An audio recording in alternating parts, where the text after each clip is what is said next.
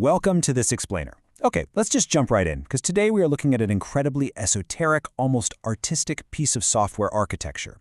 Now, you might be wondering, why should you care? Well, because we're going to explore how a system takes something as mundane as standard network subnet scanning, literally just pinging IPs, and transforms it into a cryptographically sealed, fractal data topology known as the Genesis kernel. It is this stunning blend of high-level Python and low-level C99 memory management. Here is our roadmap for today. 1. The enlightened scan. 2. Forging host signatures. 3. Sealing payloads. 4. Building the Genesis kernel. And finally, the Network Hive Federation. Section 1. The enlightened scan. Harvesting raw network ore. Our journey actually starts with a Python class that has the brilliant name Enlightened Scanner. Now, inside its probe_host loop, it's not just doing a basic check to see if a port is open. Instead, it sets a super strict socket timeout of 0.8 seconds and wraps a connectx call with Python's time.monotonic function. Why? Because that captures the exact latency in milliseconds, totally immune to any system clock drift. Then it unleashes a threat pool executor using exactly 50 workers to scan the subnet concurrently, doing thread-safe appends to a results list. That pure, unadulterated latency metric, that's the raw network ore we're going to use for this entire architecture. Section 2. Forging host signatures. Permuting the dragon. But how do we actually organize all this raw data? Well, the system relies on a really strict Python data class called host signature. It takes the IP, the port, the latency, and a specific time variable known as a tick to forge a string seed. It takes that exact seed and passes it through a custom cryptographic function called permute dragon to generate a dragon flame. This is basically a deterministic permuted 16-bit SHA-256 signature that gets stored right on the data class itself as flame signature. And honestly, here is where the architecture really comes alive. That dragon flame immediately spawns what the system calls a jewel. It calculates a vertex by taking the ordinal value of the flame's first byte modulo 8. This gets saved as the jewel_vertex on the data class, effectively mapping the host to a mathematically rigid 3-bit vertex, so a value between 0 and 7 on a 3D plan. We've literally turned a basic network ping into a geometric mathematical jewel. Section 3. Sealing, scanning payloads, the cryptographic seal. Okay, so we have our jewels, right? Now they get grouped together using the network scanning payload class. And this is a perfect example of what sets this Genesis architecture apart from standard network tools. Standard tools usually just spit out plain, editable text files. But this class, it serializes its chunk data into canonical JSON. We're talking strict separators, sorting the keys to true, the whole 9 yards. Then, it irreversibly seals the entire payload by hashing that exact canonical string to generate a payload flame. This is all about absolute paranoia. I mean that in the best way possible, because if even a single byte of latency data gets tampered with, the verify_integrity method kicks in. It recomputes the hash and checks if the computed _flame matches the stored one. If they don't match, hard false. The payload fails instantly. It's just a brilliant way to protect the underlying engine. Section 4. Building the Genesis kernel. Bridging to C99. Now we actually cross the boundary. The Python block 0 scan controller takes over. It runs an execute_5chunk_scan to gather payloads across exactly 5 subnet chunks. And when it calls to 2 joules, you just have to appreciate how elegant this is. It perfectly maps those high-level Python payload objects directly onto the highly abstract memory-safe FPGA joules structs defined in the C99 backend. We are bridging right from dynamic scripting into rigid C memory. And that C99 backend? It does not just accept data blindly. It enforces incredibly strict cryptographic rules using FPGA_constraint kind. It dictates exactly how these joules are allowed to connect in the topology. It's checking things like, do the vertex bits match? Do they mismatch? Or does a bridge connection maintain a Hamming distance greater than 0? It is essentially acting as a geometric bouncer for your data. To finalize the kernel, the controller loops through these joules and explicitly binds adjacent ones together by appending FPGA_bridge constraints. This links them into an unbreakable interconnected mesh. Those raw, mundane network pings, they have officially been forged into the Genesis kernel. So let's just pause for a second and consider this. Once this incredibly complex, cryptographically sealed kernel of network data is forged, and mathematically verified by the C99 backend, where does it actually go? Like, what's it used for? Section 5. The Network Hive Federation. Collective Coherence. It turns out the Genesis kernel gets submitted to the ultimate authority in the system, a decentralized state machine known as the Network Hive Federation. It takes all this incoming data and aggregates it across a massive 144-dimension collective vector.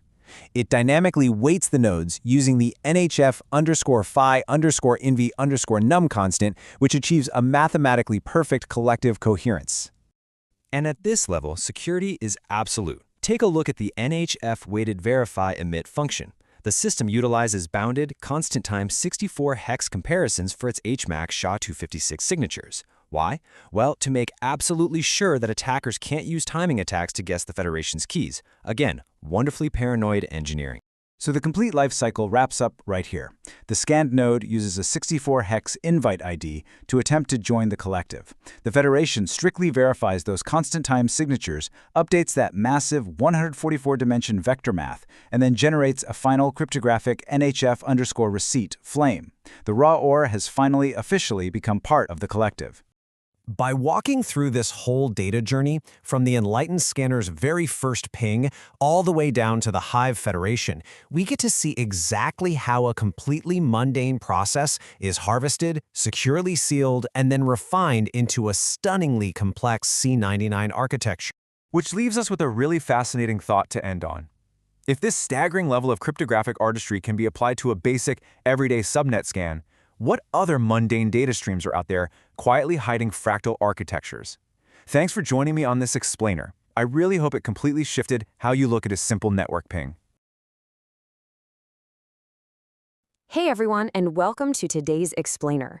So today we're diving into something truly mind-bending, a fascinating codebase known as Reforged. It's this incredible blend of low-level C99 system design and Python automation that takes something totally mundane, like a simple network scan, and literally turns it into verifiable cryptographic art. Just imagine this for a second. What if a network scan didn't just spit back a flat list of basic IP addresses, but actually forged a cryptographically sealed fractal topology? That is the core question driving the Reforged codebase. Instead of merely logging flat data, it mathematically binds every single network interaction together. To wrap our heads around how this beautifully complex system works, we're going to follow the data through 5 main stages. First, mapping network topologies, then core cryptography and hexagibbon. Third is the permute dragon algorithm. Fourth, we'll look at forging FractalFJewels. And finally, network hive federation. Let's get right into it. Kicking things off with Section 1, Mapping Network Topologies. We're starting right where the rubber meets the road, exactly where the physical network hits our Python code. Enter our very first major component, the Enlightened Scanner class. This Python automation layer is built to probe target subnets with absolute aggressive precision. When you run its scan subnet method, it spins up a thread pool executor with exactly 50 worker threads. It's fast, but it's strict, imposing a hard 0.8-second timeout on socket connections when probing a host. And as it scans, it's meticulously tracking latency down to the millisecond, using thread locks to safely capture the foundational data we'll need later. Once those IPs are probed, the Block 0 scan controller takes over. Running its execute 5-chunk scan method, it organizes the scans into blocks of 5 and ticks up a stateful counter. All this raw data, it gets bundled right into a network scanning payload object. Now here's where it gets cool. Whenever we call add host to append a result, the code immediately starts its cryptographic magic. It generates a unique seed using the current tick and builds a host signature data class. This specific structure permanently locks together the IP, port, latency, and an initial flame signature. No more flat text files. Moving on to Section 2, Core Cryptography and Hexafibbin. We've got our payload structured, but how do we make it tamper-proof? Let's drop down to the C99 cryptographic engine. What you're seeing here is the low-level C99 code, starting off with standard, incredibly robust SHA-256 transformations. It's a lot of heavy bitwise operations and array math, but listen, this standard crypto is literally just the baseline for the Reforged codebase. It's the floor, definitely not the ceiling. To make these signatures totally immutable, the developers introduced this wild, esoteric mathematical concept called hexfibbin. Instead of doing a standard hash, it combines bitwise crossings with the literal golden ratio constant, explicitly hard-coded as Q16_phi. It mathematically folds the data values against this golden ratio, weaving everything together in a way that's frankly beautiful. This folding math is an absolute game changer. It guarantees that our scanned IP signatures cannot be messed with, period. Once that raw telemetry passes through the hexabin fold, it pops out as highly precise FractalFJewel data structs. Basically, it takes a fleeting, easily spoofed network state and solidifies it into an unbreakable mathematical puzzle. Which brings us to Section 3, the permute dragon algorithm. How exactly do we apply this intricate folding math to our live payload? Think about standard hashing for a sec. You put data in, you get a static, predictable string out, right? Reforged completely throws that out the window with the permute dragon algorithm. When our Python network scanning payload is ready, we call its seal payload method.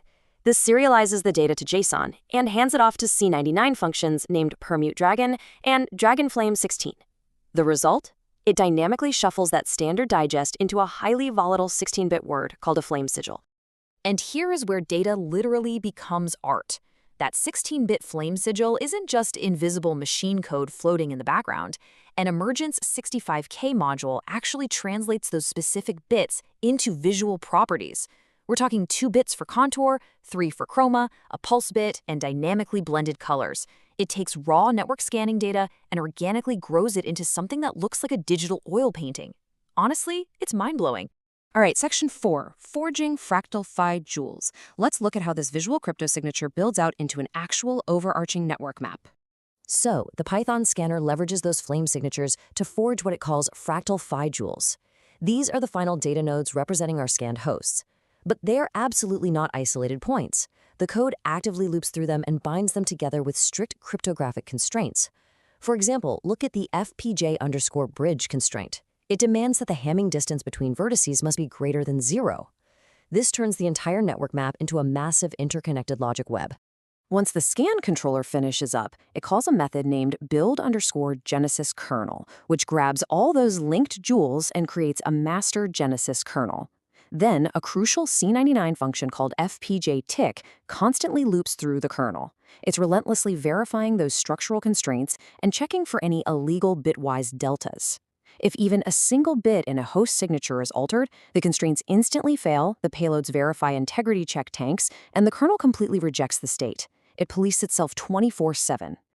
And that leads us to our final stop, Section 5, Network Hive Federation. We have a cryptographically secure local topology, but how do we sync that across a broader network? You know how standard network logging works. Centralized flat files that are, let's face it, incredibly easy for an attacker to spoof or silently wipe.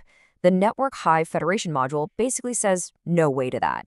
To even join this topology, you need an HMAC SHA-256 signed invite. You can't just quietly slip a fake IP scan into the logs. The system absolutely mandates mathematically weighted receipts and verifiable invites before it even talks to you. As new nodes join and bring their scanned signatures, the Federation tracks what's called a coherence score. Now, this isn't some simple majority rules vote. It is a strict mathematical consensus derived from summing the absolute values of a 144-dimensional collective vector. This guarantees the whole network hive stays in perfect harmonic alignment with the original probe data. So the life cycle of our very first scanned IP ends exactly here, with the final verification receipt. When the raw data successfully merges, we get a locked-in OK status, that visual 16-bit flame sigil, the verified node count, and, of course, the network coherence score. This single receipt acts as an absolute, unforgeable guarantee of the topology's truth. You literally cannot fake it. Which leaves us with a truly fascinating question. If our everyday network infrastructure can be cryptographically verified at the lowest level, visually mapped into stunning fractal art, and federated dynamically across a hive, what massive hidden patterns are we completely missing in our own subnets by just staring at flat IP logs? Something to chew on. Thanks so much for joining me for this explainer, and as always, keep exploring.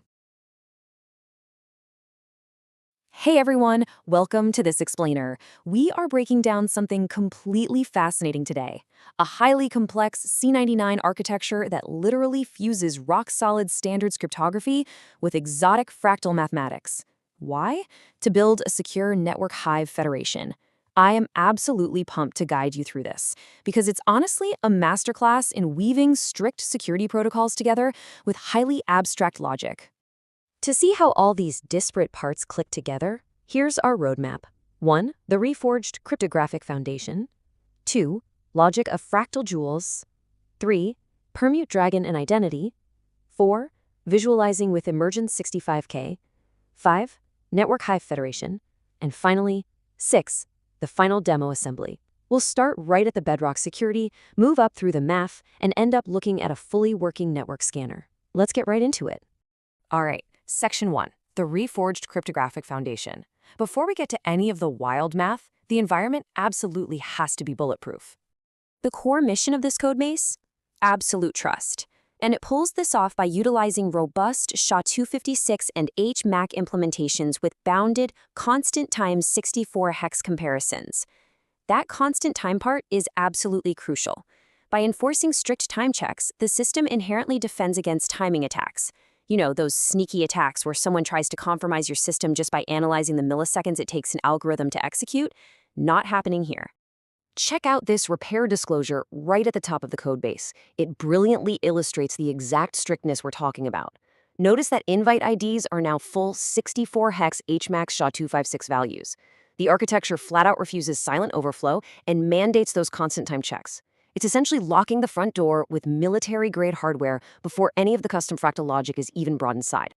Moving on to Section 2, Logic of Fractal Jewels. With that vault door locked, we get into the really exotic C99 architecture. The source code uses some seriously unique terminology. First up is hex-fibin. This is a custom function that integrates the mathematical golden ratio, yes, phi, to fold data crossings. So instead of your standard bitwise shuffling, it uses weights derived from phi to compress 32-bit inputs down into 16-bit values. It's literally injecting the geometric proportions of nature directly into the data pipeline. This folding logic powers what the system calls a FractalFJewel, or FPJ. Honestly, think of it like a cryptographic Rubik's Cube. To be mathematically valid, the edges and vertices have to align perfectly. A jewel has an ID, a mode, and a vertex, but it's never alone. It sits inside a kernel of other jewels, bound together by incredibly strict topological rules. You can see the exact struct logic defined right here. The jewels hold the core IDs and vertices, while the edges map out the constraints. We're talking XOR matches or bridges that require a specific Hamming distance.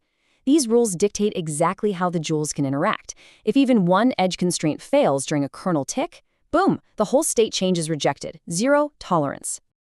Section 3, Permute Dragon and Identity. So we have this raw mathematical state. How does it actually become a unique identity on a network? Enter Permute Dragon. The system needs to transform all that complex data into unique, verifiable core identifiers. It does this by creating a flame sigil 16. I love that name. It's not just some random string. It's a 16-bit hashed state identifier born directly from the mathematical state of those underlying jewels. Take a close look at the produce function here. The system takes a seed string, generates an inherited SHA-256 hash, and mathematically shuffles it using that hex-fibin golden ratio logic we just talked about. Finally, it folds it down into a 16-bit word. That single 16-bit word is literally the core DNA of an identity in the system. All right, Section 4, Visualizing with emergence 65K. A raw 16-bit word is great for computers, but pretty meaningless to us humans. So they built a system to visualize that DNA. This table is awesome. It shows how emergence 65K translates that exact 16-bit word into visual traits. Every single bit has a job. Bits 14 and 15, they define the family. Bits 9 through 11, the eyes. All the way down to bit 0 for the pulse. With 16 bits in play, you get over 65,000 possible deterministic structural states for an avatar or node. The codebase literally renders this out by running through these exact steps. It parses the bits, calculates weights using the hexbin logic, and blends the RGB channels. It translates those raw bits into heavily weighted base, accent, and stroke colors based on mathematical luminescence. The final visual isn't just pretty, it's a perfectly exact mathematical reflection of the cryptographic hash. Which brings us to Section 5, Network Hive Federation. This is the climax of the architecture. This is where we take these secure, verified identities and plug them into a living network. The Network Hive Federation stacks all these tools together into a decentralized system governed by a massive 144-dimension collective vector. As new nodes join, this vector recalculates, adjusted by the phi-based weights of its members. It's essentially creating a real-time, quantifiable metric of the network's collective coherence. And joining is not a walk in the park. This procedural flow outlines a brutally strict invite lifecycle. First, an HMAC SA256 invite is issued. The node signs it. Then, the Federation hits it with that constant time hex check from Section 1. If and only if everything aligns perfectly, the network emits a verified receipt and uses Permute Dragon to mathematically seal it. Check out these actual C99 functions for issuing invites and the weighted verifications side by side. The verify emit function acts as the ultimate bouncer. It runs the constant time hex checks, verify signatures, and if you pass, it integrates your node's vector right into that 144-dimension collective. Finally, Section 6, the final demo assembly. Let's see how all of these pieces combine into an executable sequence. Now, the base demo synthesizes the stack locally, but the really wild part is how this gets deployed as an active network scanning tool in the Python wrapper layer. In Python, an enlightened scanner actively probes external subnets. It uses threaded, concurrent workers to gather data incredibly fast. When it finds a valid host, it grabs the IP, port, and network latency to build a host signature. Then it combines the IP and a network tick to create a seed, feeds that into the Permute Dragon algorithm, and boom, you get a 16-bit dragon flame. And get this, the first byte of that flame dynamically sets the Jewel vertex.